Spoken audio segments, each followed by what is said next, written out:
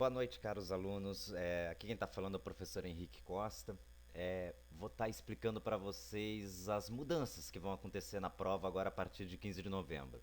Estamos aí nas vésperas da mudança das provas, tanto do CPA 10 e do 20.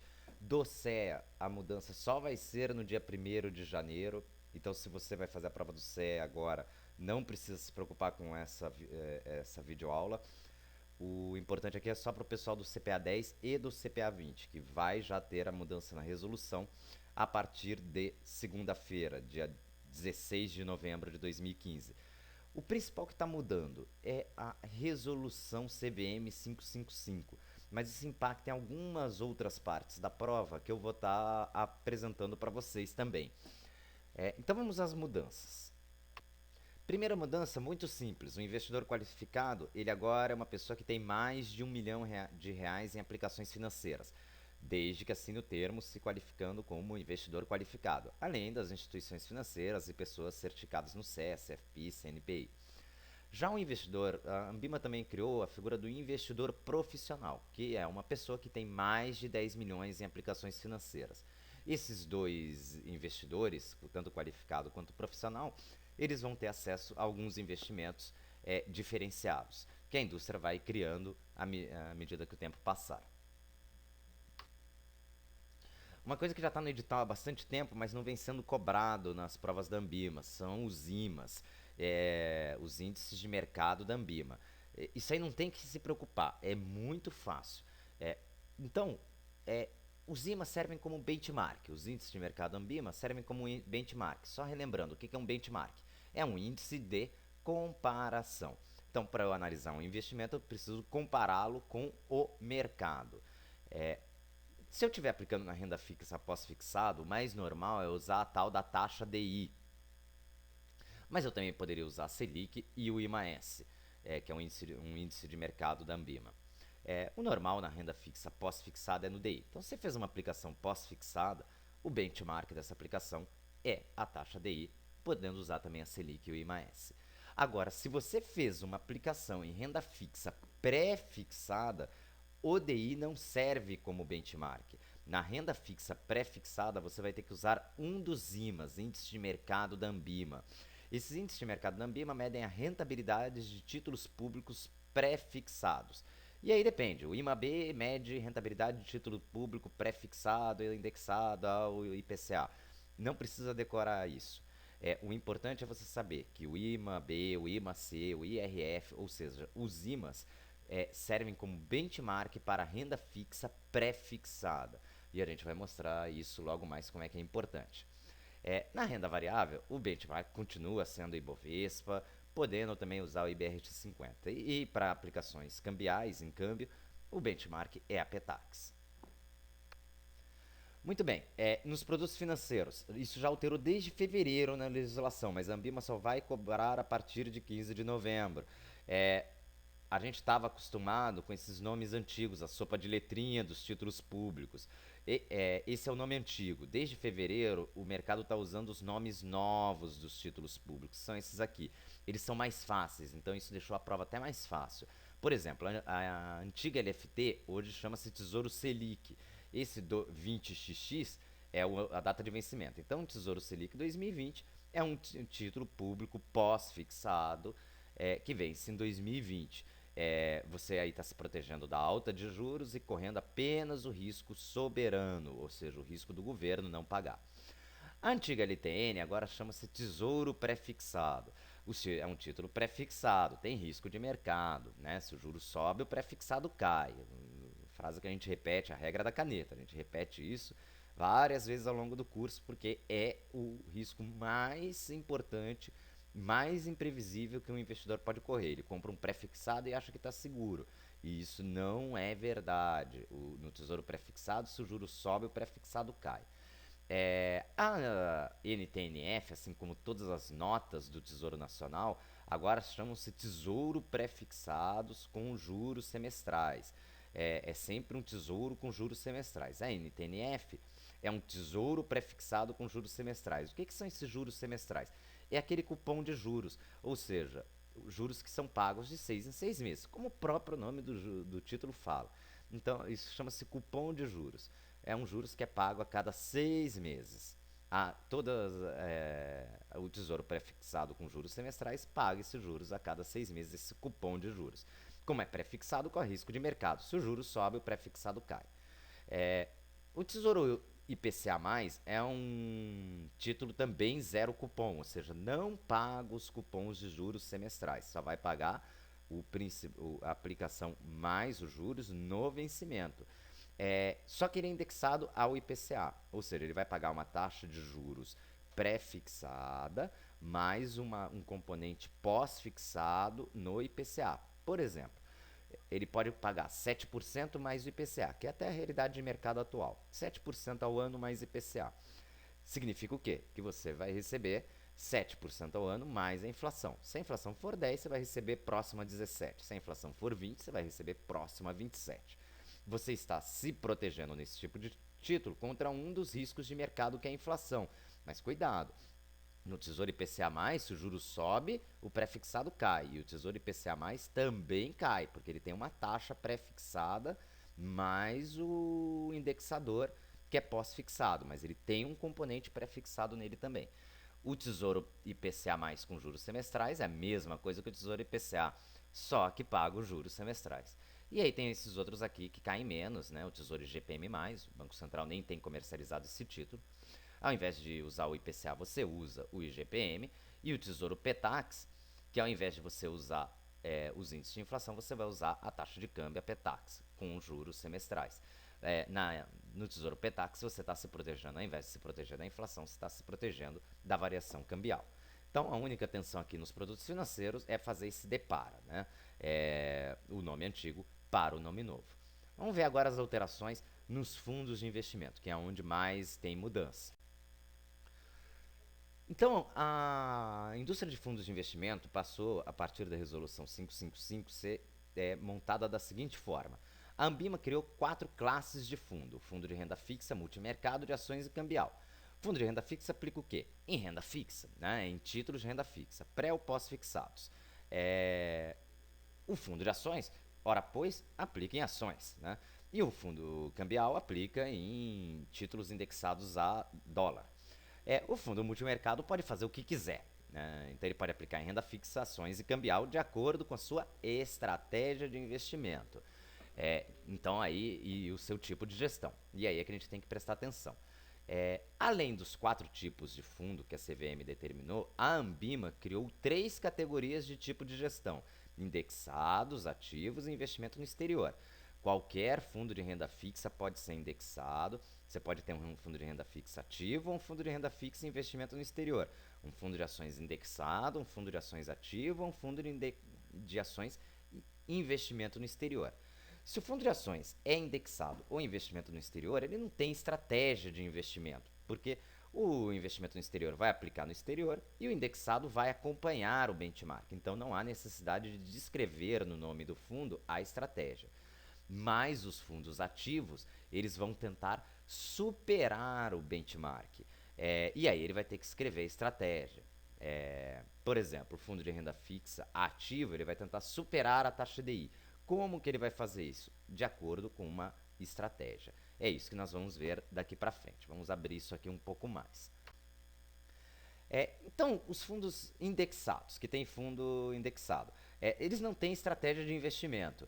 O fundo indexado de renda fixa vai acompanhar a taxa DI. O fundo de ações indexado vai acompanhar o Ibovespa.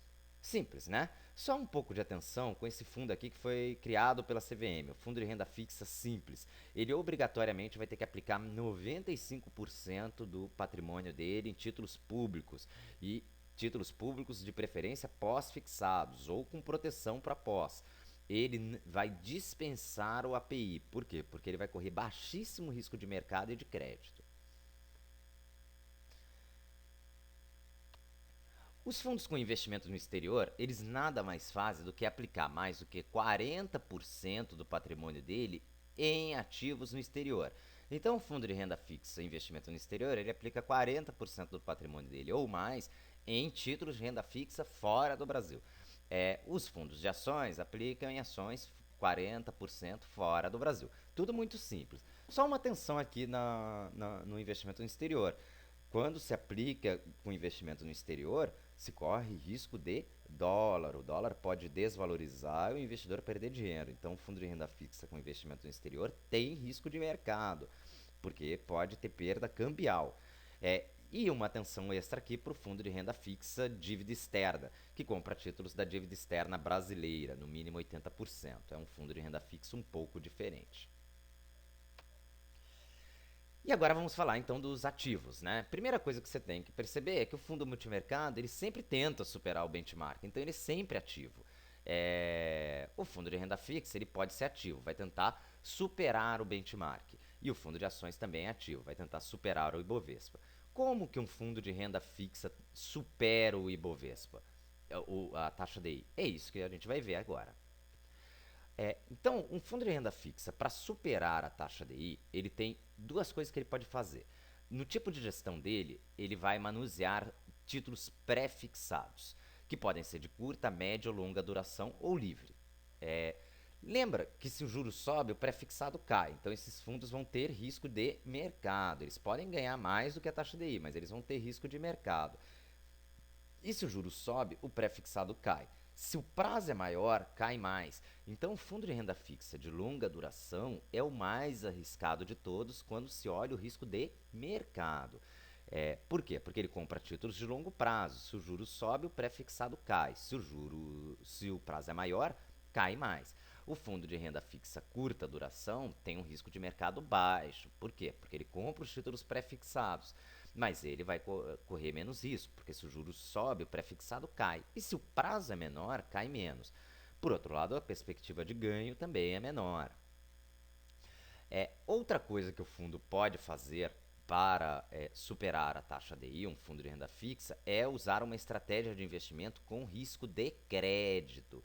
E aí, o fundo pode ser soberano, ou seja, aplicar apenas em títulos públicos, grau de investimento, ou seja, aplicar apenas em títulos de baixo risco de crédito, como CDBs dos grandes bancos, ou de algumas poucas empresas que são grau de investimento ainda no Brasil, ou ele pode ser crédito livre, ou seja, aplicar em qualquer tipo de risco de crédito.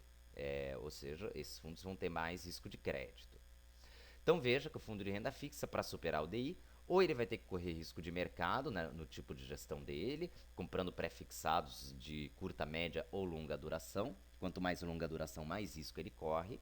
Ou ele vai ter que correr risco de crédito, comprando títulos públicos, títulos grau de investimento com baixo risco de crédito ou crédito livre, com alto risco de crédito. E ele pode combinar as duas estratégias. Então você pode ter um fundo de renda fixa, longa duração, crédito livre. Esse fundo ele vai correr um alto risco de mercado, porque compra títulos pré-fixados de longa duração, crédito livre. Ou seja, pode aplicar pode comprar títulos de empresas que não são grau de investimento. Vamos ver esse exemplo então agora na prática.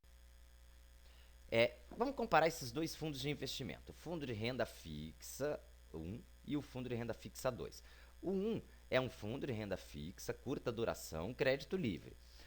Repara que esse fundo de renda fixa ele tem baixo risco de mercado, porque ele compra títulos pré-fixados de curto prazo, mas ele tem um alto risco de crédito, porque ele está autorizado a trabalhar com qualquer tipo de crédito, ele é crédito livre, ou seja, ele pode comprar debêntures de empresas SA ou notas promissórias de empresas SA de capital aberto. Então ele tem um risco de crédito mais alto e um risco de mercado baixo. O fundo 2 é um fundo de renda fixa, longa duração soberano. Significa que ele está correndo um alto risco de mercado, porque ele vai comprar títulos pré-fixados de longa duração. Só que tem um risco de crédito baixo. Por quê? Porque ele vai comprar apenas títulos públicos.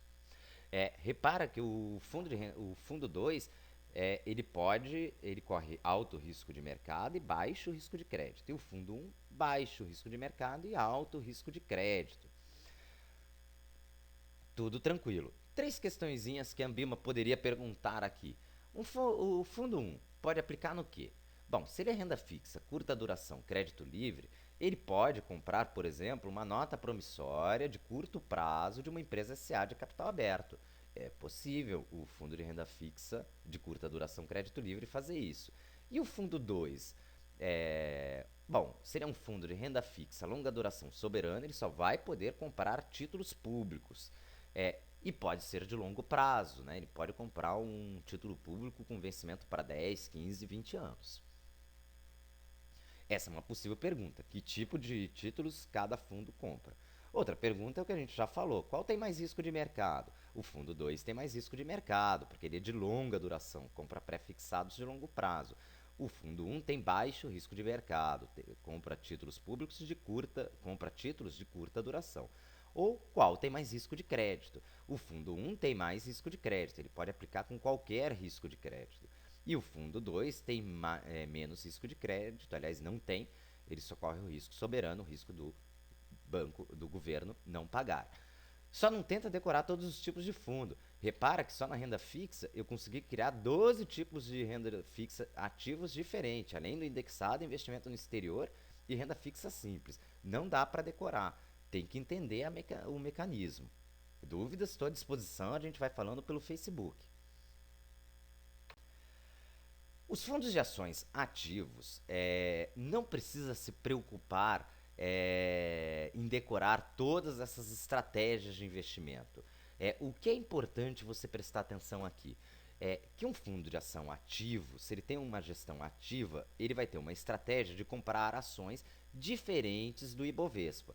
Por exemplo, ele pode comprar ações só de dividendo, ele pode comprar ações dos índices de sustentabilidade. Só muita atenção nesse fundo setorial. Esse fundo setorial talvez seja um dos fundos mais arriscados de todos. Por quê? Porque ele vai comprar ações de um setor só.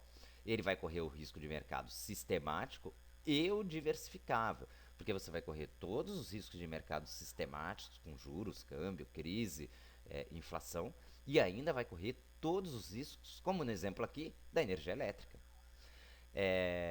E esses fundos específicos que vêm aqui embaixo da tabela, eles têm são principalmente questões legais ou um fundo com uma ação só.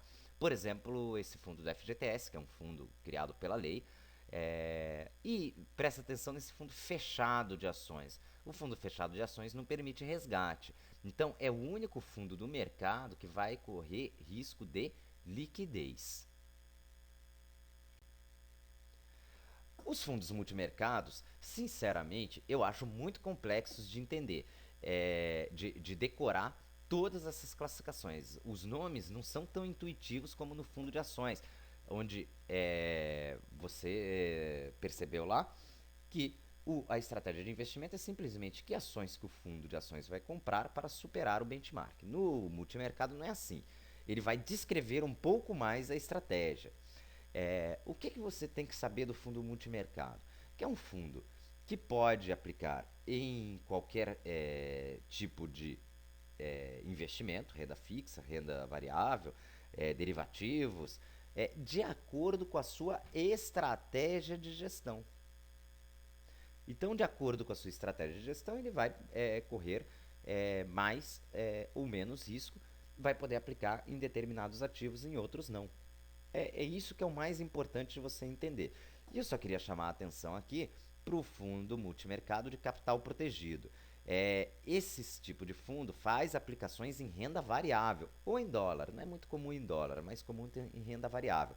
Mas eles garantem o capital inicial investido protegido. Ou seja, se você aplica em bolsa e a bolsa caiu, você recebe o dinheiro que você aplicou de volta. Se a bolsa subir, você tem um ganho. Logicamente nunca é igual ao Ibovespa, né? Mas tem um ganho. Ele trabalha isso aí com estratégias de hedge. O pessoal que for fazer o CE vai entender como é que monta um fundo capital protegido. Aliás, não vai precisar nem montar o fundo. Você vai saber montar isso direto no mercado. E é isso, pessoal.